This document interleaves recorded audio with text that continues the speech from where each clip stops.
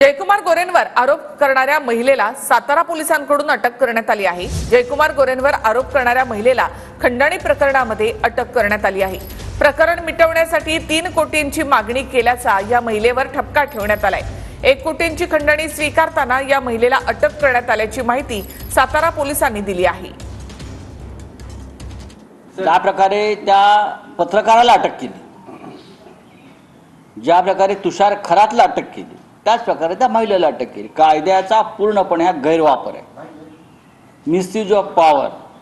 Police Maharashtra हे देवेंद्र फडणवीस यांच्या नेतृत्वाखाली पोलीस स्टेट बनलेलं आहे। पोलीस काही करतात आणि पोलिसांना कोणते आदेश दिले जातात।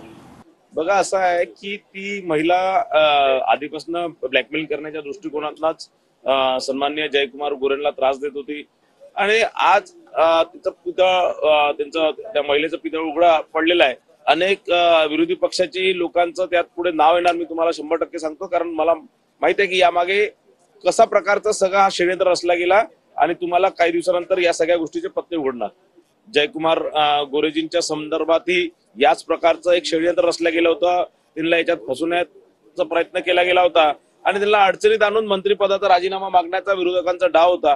कुठेतरी या सगळ्या गोष्टी आता उघडकीस आलेल्या आहेत। 1 कोटी रुपये कॅश देणाऱ्याकडे आलेच कुठे? ह्याच देशाने, ह्याच सरकारने, ह्याच डबल इंजिन सरकारने नोटबंदी केली ना।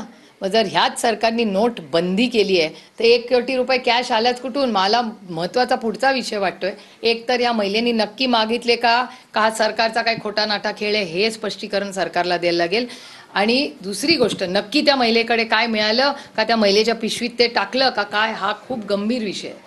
त्याच्यामुळे हे आरोप आम्हाला कळले पाहिजेत कोणी केलेत आणि एवढा 1 कोटी रुपये कॅश हे आले कुठून ह्याची ईडी सीबीआयची चौकशी झाली पाहिजे। प्रकरण काय, कशामुळे 3 कोटी मागितली आणि कशामुळे याने 1 कोटी देण्याचं हे केलं आणि कशामुळे ती ब्लॅकमेल करत होती, तो कुछ तो दाल में काला होगा या दाल ही काली होंगी, दाल में काला होगा किंवा अख्खी दाळच काळी असेल, काहीतरी गडबड आहे म्हणूनच हे केलेलं आहे।